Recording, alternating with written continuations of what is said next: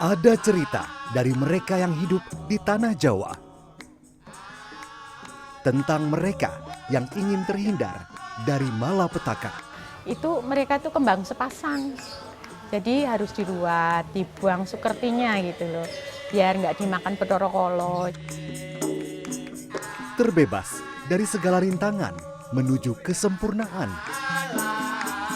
Sugesti yang sudah tertanam dalam diri manusia orang-orang Jawa khususnya. Jadi yang percaya ya monggo, ya tidak apa-apa. Inilah cerita merawat tradisi Ruat Sukerta.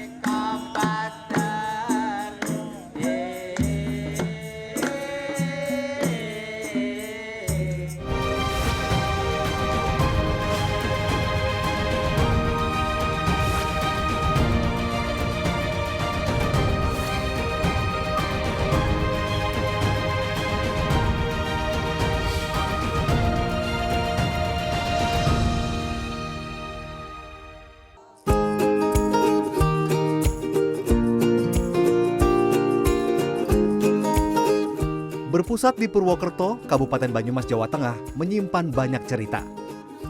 Perjalanan menapaki budaya dan tradisi di kota ini, saya awali dari Desa Pekunden. Ini dia Mas Eko. Mas Eko adalah salah satu pegiat seni di Banyumas. Di sini ada Umah Gamelan. Ini sebenarnya tempat apa sih, Mas? Rumah gamelan adalah tempat untuk berkesenian, Mas.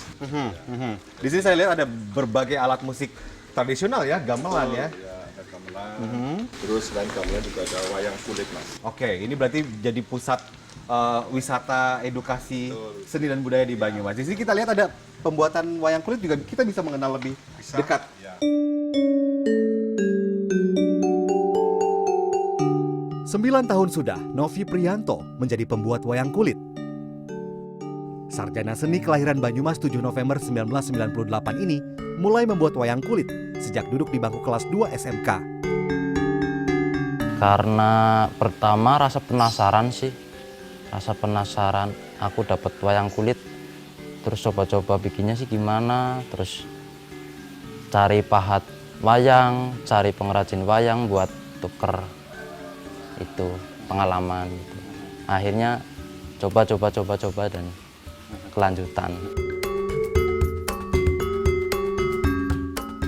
Wayang kulit buatan Novi biasanya berbahan kulit sapi atau kerbau. Menggunakan alat pahat atau tatah, tangannya terampil menatah kulit sesuai dengan pola wayang yang dibuatnya. Tak mudah bagi saya menatah kulit berpola rumit seperti ini.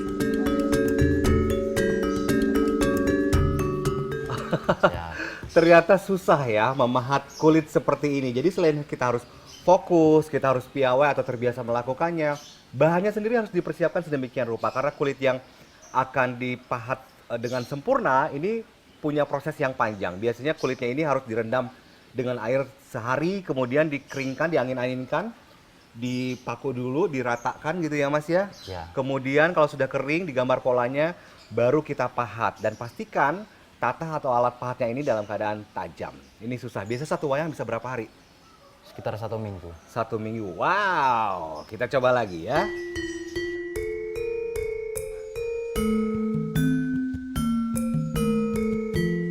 Wayang kulit buatan Novi biasanya dijual Rp200.000 hingga Rp1.000.000, tergantung kerumitan motif dan figur atau tokoh wayang.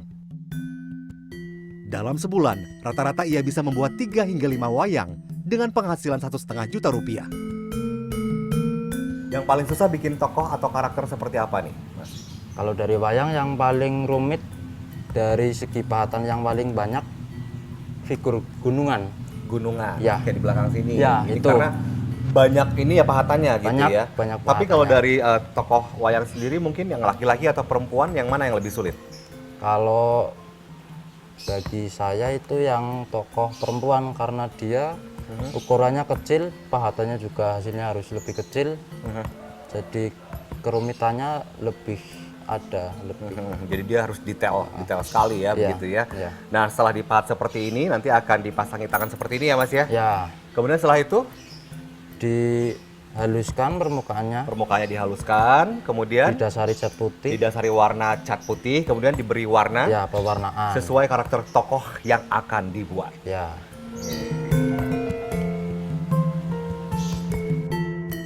Ada beberapa bagian penting yang perlu diperhatikan saat menatah kulit. Yang paling menentukan dari pahatan wayang kulit di pahatan muka, bagian muka. Kenapa? Karena di muka ini ekspresi wayang itu ada. Itu terdapat di muka itu. Dan yang kedua di postur keseluruhan itu juga paling menentukan kalau dari segi bentuk wayang. Dari tangan-tangan terampil seperti Novila, kesenian wayang kulit tetap lestari. Nah ini setiap pementasan atau pertunjukan wayang kulit Ya, itu biasanya sudah disiapkan tokoh-tokoh yang sesuai cerita yang akan ditampilkan atau bagaimana biasanya? ya biasanya sudah disiapkan sesuai lakon yang nanti disajikan si dalang itu.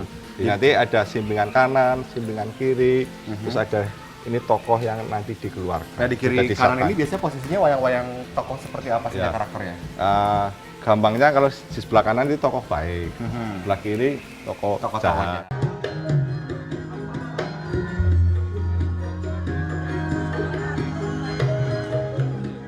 Kesenian wayang kulit mudah ditemukan di tanah Jawa, termasuk Banyumas. Namun di Banyumas ada lakon wayang khas yang berbeda dengan wayang kulit di daerah lainnya di Pulau Jawa. Karenanya kesenian wayang di Banyumas disebut wayang kulit gagrak Banyumasan.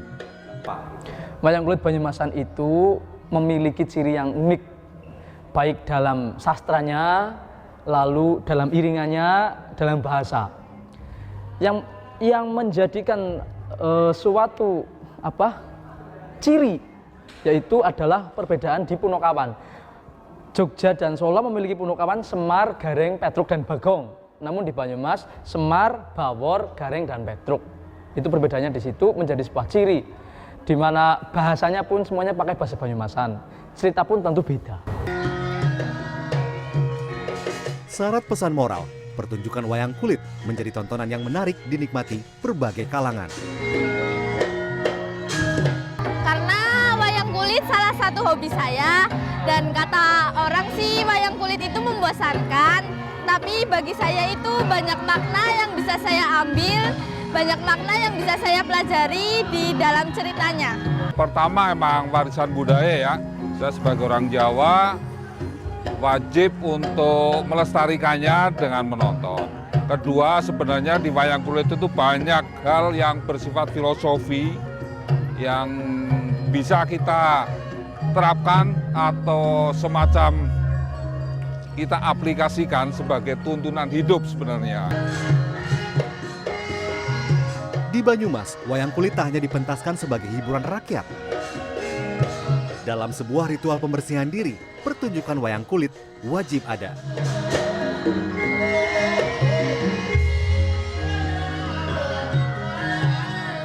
Narasi dalam pertunjukan wayang seringkali berkaitan dengan tema atau cerita tentang kebaikan melawan kejahatan. Saya jadi teringat dengan salah satu tokoh wayang bernama Batara Kala. Figur raksasa yang dianggap jahat karena kerap memakan manusia, terutama anak Sukerta. Nah, tokoh ini kerap kali muncul dan dipertunjukkan dalam ritual sakral yang dilakukan oleh orang Jawa. Namanya Ruat Sukerta. Sampun samyo pono. Kalau dari kalimat Sukerta itu berarti sampah atau reget dalam bahasa Jawa atau kotor dalam bahasa Indonesia. Itu dari kata Sukerta.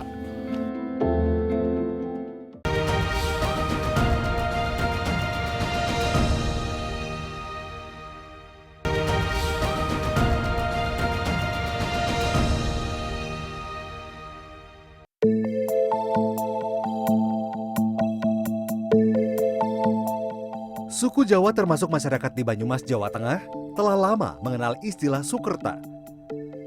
Anak Sukerta menjadi sebutan bagi anak yang sejak lahir bernasib sial. Anak Sukerta atau Wong Sukerta dalam tradisi Jawa harus diruat agar terhindar dari kesialan selama hidupnya. Kalau dari kalimat Sukerta itu berarti sampah atau reget dalam bahasa Jawa atau kotor dalam bahasa Indonesia. Itu dari kata Sukerta. Ruwat itu berarti merawat, membersihkan. membersihkan dalam hal ruatan anak Sukerta itu yang dibersihkan bukan berarti kotoran badan atau regetnya jasmani, kotornya jasmani, tapi kotoran atau sampah yang selalu menghalangi waktu-waktu baiknya si anak Sukerta itu sendiri. Ada sejumlah golongan anak Sukerta dalam tradisi Jawa. Kalau kita merujuk atau kita memakai dari serat Sentini, itu ada 143 kategori anak ruwat yang dibagi 3. Pertama ruwat besar, kategori Sukerta besar, kedua kategori Sukerta sedang dan Sukerta kecil. Itu kalau kita itu mungkin berlaku zaman pra leluhur kita yang mendalang ya. Terus kalau kita mengambil dari serat Murwokolo dari Yosodipuran itu ada 136. Juga dibagi 3, besar, sedang dan kecil. Lah yang lumrah setelah Pajang terus Mataram setelah terbagi itu yang lumrah sekarang dipakai adalah serat Murwokolo Pedalangan.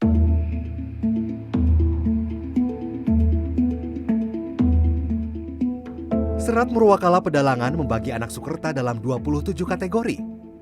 Ontang-anting atau anak tunggal perempuan, mogal-magil atau anak tunggal laki-laki, kembang sepasang atau 2 anak perempuan, julung wangi atau anak lahir bersama dengan munculnya matahari, dangkal atau laki-laki yang sulit mendapatkan jodoh, hingga luwung, sebutan bagi anak yang kakak adiknya meninggal. Rifa Ramadhani Artawijaya dan Rizky Anindita Artawijaya termasuk golongan anak Sukerta. Kakak beradik yang duduk di bangku SMP dan SD ini tinggal bersama kakek neneknya, Sabar dan Sukarti, di Kecamatan Purwokerto Timur, Banyumas, Jawa Tengah. Karena cucu saya ini kan cewek dua-duanya. Jadi kan istilah saya orang tua dulu, orang zaman kuno dulu, itu mereka tuh kembang sepasang. Jadi harus diruat, dibuang Sukertinya gitu loh, biar nggak dimakan Bathara Kala.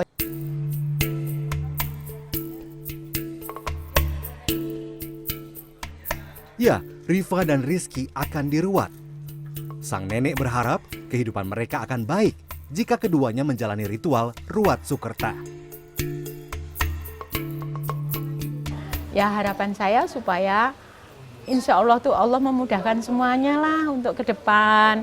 Dia lebih rajin sholat, baca Al-Quran, belajarnya lebih rajin, dan mendapatkan semua yang diinginkan, cita-citanya insya Allah.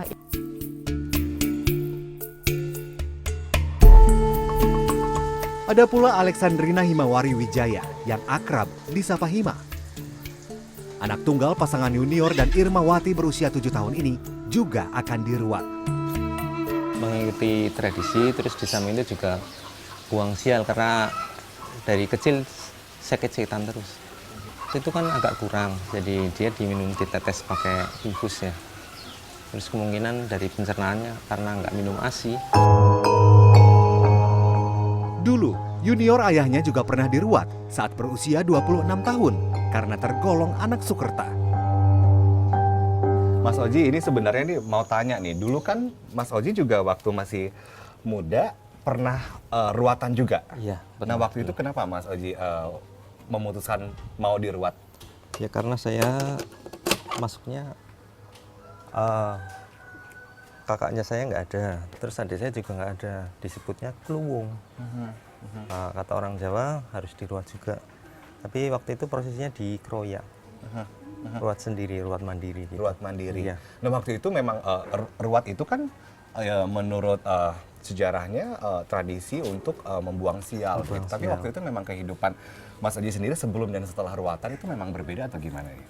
Ya waktu itu lebih baik sih. Kalau sebelumnya. Kalau dulu kan ada apa-apa susah gitu loh. Melakukan sesuatu ada kendalanya gitu. Dibuang kotornya gitu. Memegang teguh tradisi Jawa, warga Kelurahan Sokanegara Kecamatan Purwokerto Timur Banyumas ini meyakini Ruat Sukerta akan membawa kebaikan bagi Alexandrina sepanjang hidupnya kelak.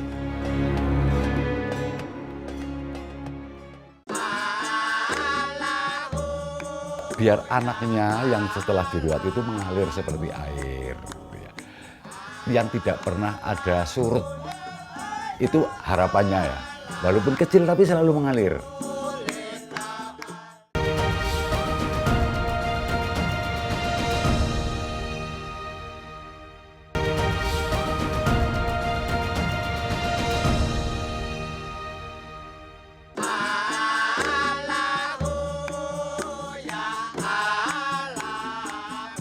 Pukul 8 pagi di Museum Wayang Banyumas, Sungging Soeharto bersiap memimpin ritual Ruat Sukerta.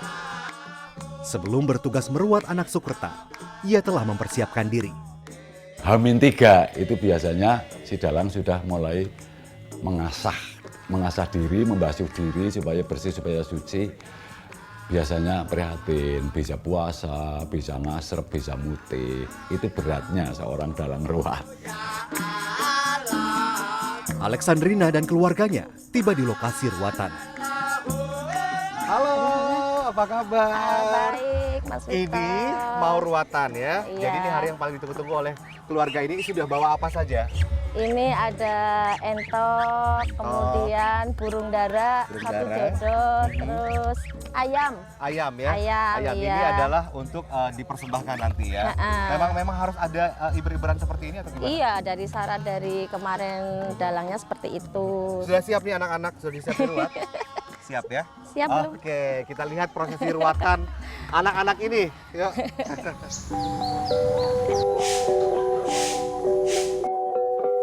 Setiap anak Sukerta yang akan diruat wajib membawa sesaji yang telah ditentukan. Di antaranya ayam, bebek, dan merpati. Masing-masing memiliki simbol semesta, mewakili bumi atau tanah, air, dan udara. Kita hidup di alam sekarang ini kan ada unsur bumi, bantalan itu tadi bumi, ya, bantolo, dari tembung bantolo Sansekerta artinya bumi. Terus kambangan itu yang hidup di air, yang kemambang di air. Kan kalau ndak entok, bebek, itu Jawa, bukan angsa ya. Terus iber-iberan itu merpati itu untuk, iya, itu satu simbol ini loh, badan saya seutuhnya. Selain hewan, ada pula sesaji berupa 7 macam tumpeng. Angka 7 dimaknai sebagai simbol 7 tahapan kelahiran manusia dan 7 tahapan manusia kembali kepada Sang Pencipta.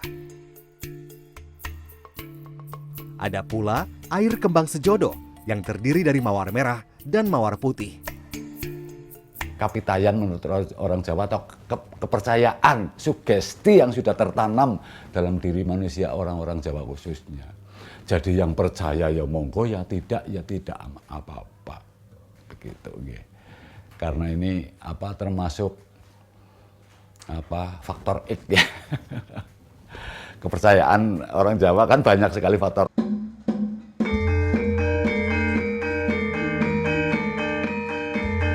Di ruangan lain, anak-anak Sukerta didandani dan menggunakan kain putih.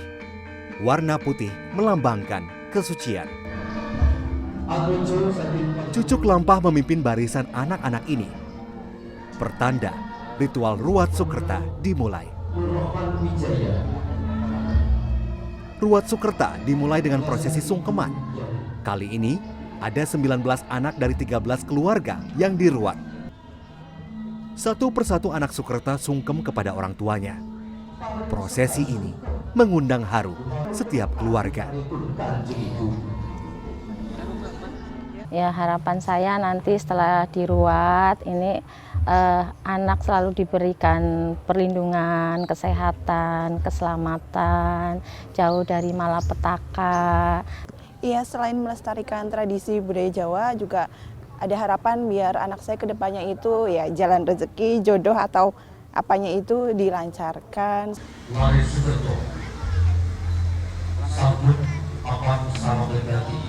Barisan bergada siap mengawal rombongan anak Sukerta.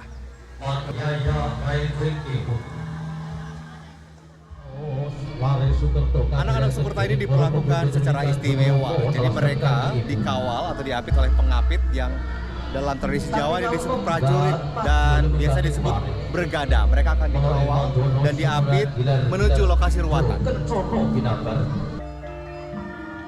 Cucuk Lampah memandu iring-iringan. Masing-masing anak Sukerta membawa air kembang sejodo. Sementara para orang tua membawa sesaji lainnya. Setibanya di pendopo, anak-anak Sukerta duduk terpisah dengan orang tua di belakang layar pertunjukan wayang kulit. Pertanda, orang tua telah memasrahkan anak-anak mereka kepada dalang ruat. Anak-anak yang diruat itu secara otomatis, secara batin sudah menjadi anak dalang. Anaknya si dalang yang minimal setahun sekali itu harus sungkem kepada si dalang.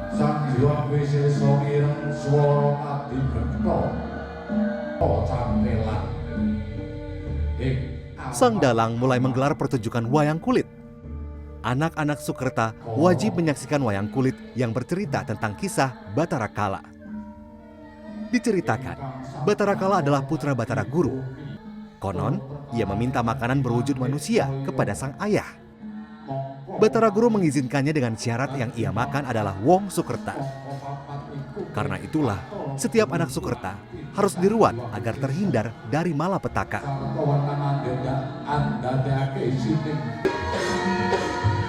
Ini adalah gambaran Batara Kala yang diruat juga. Karena ini yang selalu akan mengikuti anak-anak Sukerta, kesialan-kesialannya akan diikuti oleh Batara Kala. Jadi selalu menghalangi apa niatnya, apa tujuannya si anak-anak itu selalu dihalang-halangi oleh waktu-waktu yang jelek.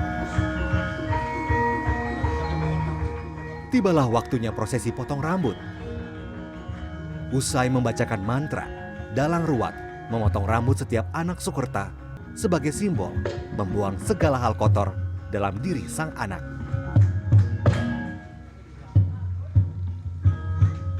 Pikiran-pikiran si anak yang ingin menjalankan kebaikan tapi selalu dapatnya kejelekan.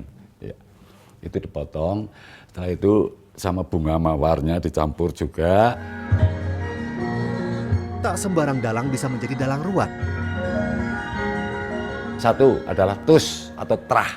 Tus itu berarti ibunya si dalang yang mau merawat itu juga turunan dalang, bapaknya juga turunan dalang, wajarnya. Itu tus namanya kalau istilah bahasa Jawa. Kalau tidak minimal salah satu ada turun dalang. Kalau tidak, walaupun tidak turun dalang atau semuanya bapak ibunya tidak turun dalang, tapi dia menggeluti di bidang pedalangan dan mumpuni tentang ilmu atau kawruh dalam ruatan, itu boleh setelah umur 60. Rombongan anak Sukerta kemudian dibawa menuju sebuah sendang yang disakralkan. Mereka berjalan diiringi musik terbang dan salawat, memohon keberkahan kepada Sang Pencipta. Anak-anak ini meyakini hidupnya akan jauh lebih baik setelah diruat. Ya, semoga sehat, selamat, sukses gitu. Buat kedepannya akan baik-baik aja. Gitu. Untuk saya sendiri percaya 100% untuk ruat bisa menghilangkan sial. Kenapa tuh? Ya, setelah melihat orang lain yang sudah diruat, kayaknya uripe lancar-lancar baik. Lancar-lancar baik. Iya. Jadi harapannya apa nih? Sama. Ya, harapannya saya bisa menghilangkan sial. Biar pinter lah. Senang alhamdulillah ya. Semoga dihindarkan dari malapetaka. Ada harapan-harapan tertentu mungkin? Semoga dilindungi Allah Subhanahu wa taala. Ritual pembersihan diri dilanjutkan dengan siraman. Air yang digunakan adalah leri yang dicampur dengan 7 jenis bunga atau kembang setaman. Leri itu adalah larut, dari itu melarut, leri biar larut. Beras itu adalah uwos atau manik-manik yang ada dalam diri kita. Wos itu berarti kalau istilah orang Jawa galih. Iya. Supaya iya itu bisa larut semua kotorannya itu. Usai siraman, seluruh kain putih dan pakaian yang dikenakan anak Sukerta akan dilarung. Mereka diarak menggunakan andong. Karena lokasi larungannya cukup jauh, selain berjalan kaki, anak-anak ini juga diarak dengan menggunakan andong. Nah, andong ini adalah kendaraan rakyat, di mana ini juga menjadi simbol bahwa kelak anak-anak ini diharapkan dapat hidup merakyat, tetap rendah hati, dan juga hidup sederhana.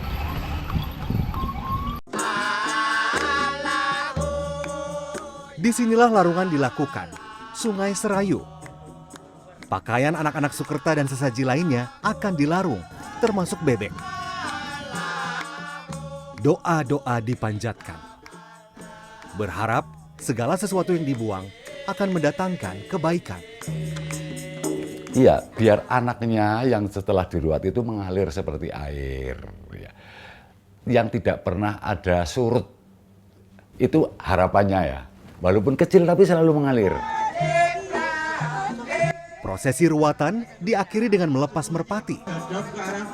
Lengkap sudah setiap anak Sukerta membuang segala yang kotor ke 3 elemen semesta. Bumi atau tanah, air, dan udara. Itu untuk menerbangkan kesialan biar kabur barat angin dan sebagainya. Toh nanti yang mendapat merpati itu siapa juga kita tidak tahu. Ya. Ruat Sukerta, ritual pembersihan diri. Ada makna mendalam di setiap prosesinya. Berharap mendatangkan keberkahan. Terlepas dari petaka, beroleh keselamatan. Merekalah sang penjaga tradisi Ruat Sukerta di tanah Jawa.